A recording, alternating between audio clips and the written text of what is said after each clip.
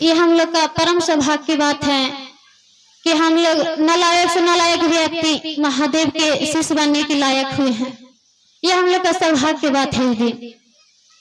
लेकिन इसमें हम लोग अहंकार की गंध कभी न करेंगे। शिव संस्था में अहंकार की गंध कभी नहीं। ये नहीं कि मेरा मंच मिल गया तो हम बहुत श्रेष्ठ हैं। ये नहीं है कि यहाँ पे जो मन संचालन कर रहे हैं वो श्रेष्ठ हैं। श्रेष्ठ साहब ने कहे हैं कि श्रेष्ठ तो तब होइएगा जब आपका नियत साहब और दीदी के जैसा होगा, जब आपका नियत और आचरण अपने गुरु शिव के जैसा होगा। दो शब्द यहाँ बोल देने से थोड़े में श्रेष्ठ हो जाइएगा दीदी। नहीं, ये कदाचित नहीं है। ये न सोचे कि हम मंच पर जाके थोड़ा सा भजन कर लें, थोड़ा सा चर्चा कर लें तो हमको मान सम्मान मिलेगा, लोग हमको जानेंगे। लोग जान ही लेंगे तो हमको क्या होगा दीदी? क्या हमको मौत नहीं होगी?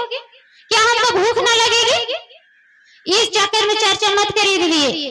चर्चा में इसलिए चलिए कि अगर मेरे मन में शिव है तो दूसरों को देने का प्रयास करिए, और अगर नहीं है तो चर्चा में जा रहे हैं तो वहां पे कुछ सीखेंगे, सीखने की मनसा से चलिए।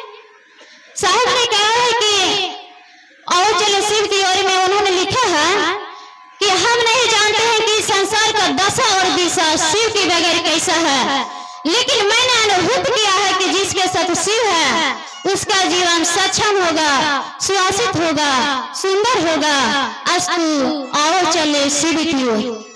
वो आओ चले शिव की ओर में उन्होंने ये वाणी लिखा है दीदी। हम लोग 3 सूत्र कर रहे हैं। ये 3 सूत्र क्या है दीदी? ये 3 सूत्र इस जीवन का अनमोल रत्न है। इस 3 सूत्र करिए दीदी। पहला में है दया मांगना। दया में मांगिए, हे शिव आप मेरे गुरु हैं, मैं आपका शिष्य हूँ, मुझ शिष्य पर दया कीजिए महादेव, दया कीजिए। आप नहीं दया कीजिएगा महादेव तो कौन करेगा महादेव? मेरे लिए तो सब कुछ आप ही है महादेव। हे गुरुवर मुझ पर इतनी दया कीजिए कि मेरा मन समझे, मेरा मन समझे, मेरा मन माने कि आप मेरा अपना गुरु है और मैं आपका अपना चेला है। इसलिए हम आपसे दया मांग रहे हैं महादेव, इसलिए हम आपसे दया मांग रहे हैं। इसलिए हम ना दया मांग रहे हैं आपसे कि हमको घर में कोई संकट है तो महादेव हमको संकट को पूरा कर दीजिए। संकट को पूरा करने के लिए महादेव से दया मांगिए। आपको कोई मना नहीं कर रहा है, लेकिन महादेव से दया महादेव के लिए मांगिए कि हे महादेव सबके दिलों में धड़क रहे हैं, मेरे दिलों में क्यों नहीं धड़क रहे हैं? सबको आप अपना हो गए हैं, हमको क्यों नहीं अपना हो रहे हैं? इतनी दया कीजिए कि हमको भी आप अपना समझ लीजिए, हम भी हम आपको समझ लें। महादेव से इतना जरूर दया की मांगिए दीदी। और दूसरा में है चर्चा करना। दूसरा में चर्चा करने में कोई भारी भरकम बोझा लेके नहीं घूमना है दीदी। आप जितना दिन सब चर्चा में चल रहे हैं, आपको जितना फायदा हो रहा है या नुकसान हो रहा है, वही बात दूसरों को कहना है। शिव शिष्य बनने चले हैं तो दूसरों को बनाइए। अभी हम लोग बने हैं कहाँ दीदी? शिव से जिस दिन बन जाएंगे तो हम लोग का आचरण से ही पता चल जाएगा कि ये शिव शिष्य है। हम लोग का आचरण अभी सुधरा है कहाँ? अभी तो हम लोग बन ही रहे हैं। जिस दिन हम लोग के अंदर में शिव शिष्यता उतर जाएगा उस दिन अहंकार का नाम ही खत्म हो जाएगा। लेकिन आज ये आदमी का अहंकार खत्म हो कहाँ रहा? अहंकार खत्म होने के लिए चर्चा चलाया गया है। ये 3 सूत्र करने का मनसा ये नहीं है कि सिर्फ हम संकट से वार हो जाए। और तीसरा में है नमः शिवाय से अपने गुरु शिव को प्रणाम करना। प्रणाम उसी को करिएगा दीदी जिसको आप जानते हैं, जिसको आप पहचानते हैं। महादेव को आप अपना बनाया है, अगर उसको जान रहे हैं तो उनको तो पहचान कर रहे हैं तो उनको तो प्रणाम करना ही पड़ेगा। गुरु है तो प्रणाम कैसे नहीं करिएगा? प्रणाम तो करना ही करना है। तो दया चर्चा नमन करिए और करते भर में दूसरों को बताइए।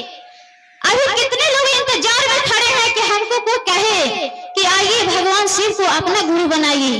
अभी लाखों आदमी, कितना करोड़ों आदमी इंतजार में खड़ा है। अभी मेरा ही गाँव का हो चाहे आपका ही गाँव का हो, सभी थोड़ी में शिव में हुआ है।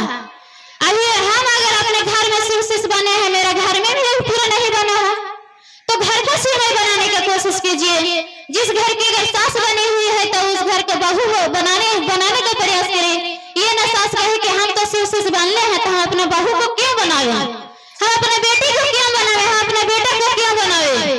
सबसे पहले अपना घर को शिवमय करिए दीदी। अगर आप चर्चा में चल रहे हैं तो बेटी को भी बनाइए, उसको भी जाने का मौका दीजिए चर्चा में। जहाँ चल रही है तो नहीं रखिए। आपको ज्ञान लेने से क्या होगा? जब तक पूरा घर का ज्ञान लेना होगा तो आप एक समझदार हैं, आपका बहू गाली बक ही रही है तो बताइए आपका भी मुंह से कभी ना कभी गाली निकल ही जाएगा। कितना समझदारी लगेगा। इसलिए समझदारी का मौका सबको दिखाने का अति समय दीजिए। और साहब और दीदी के जीवन में जो घटना घटित हुआ है दीदी, उस घटना को आज हम कहानी के रूप में सुन रहे हैं, लेकिन वही घटना को अगर ध्यान से सुनिएगा दीदी तो दर्द महसूस होता है। ये सिर्फ रिश्ता कोई तमाशा नहीं है दीदी, ये कोई ड्रामा नहीं है कि यहाँ पे मंच पर हम जो कुछ भी बोल सकते हैं। सिर्फ इसका एक दर्द है दीदी, इस दर्द को महसूस करिए। साहब और दीदी के जीवन में जो घटित हुआ है उस घटित को याद करिए। सिर्फ हम लोग कहानी के रूप में सुनकर हम मुस्कुरा जाते हैं। उस घटना को याद करिए जिसके अंदर साहब और दीदी के अंदर क्या बीता होगा। जब वो साहब और दीदी जब अकेले चले थे महादेव की कार्य करने के लिए, शिव शिष्य बनाने के लिए, तो बताइए वो कितना वो गाड़ी बात सुने होंगे, कितना उल्लाह हुए होंगे, कितना वो करोड़ों करोड़ अपमान सहे होंगे। आज भी हम लोग ये चर्चा में चलते हैं तो कोई अच्छा भी कहते हैं तो कोई बुरा भी कहते हैं, सबको थोड़ी में भला कहता है। तो भला और बुरा को हम लोग विचार नहीं करना है। कहने के लिए श्री राम भगवान को कोई छोड़वे नहीं किए, सीता माँ को कहने के लिए छोड़वे नहीं किए, तो हम लोग तो साधारण इंसान है दीदी। तो सबसे पहले शिव शिष्य बनने का मतलब है कि अपना आचरण सुधारिए, आचरण को श्रेष्ठ लाइए, शिव शिष्य जैसा व्यवहार करिए और 3 सूत्र को करिए और दूसरों को करने के लिए कहिए। ज्यादा मैं क्या कहूँ, मैं अपनी वाणी को महेश्वर श्री के चरणों में विराम देती हूँ। फिर से आप सभी के चरणों में मेरा प्रणाम है।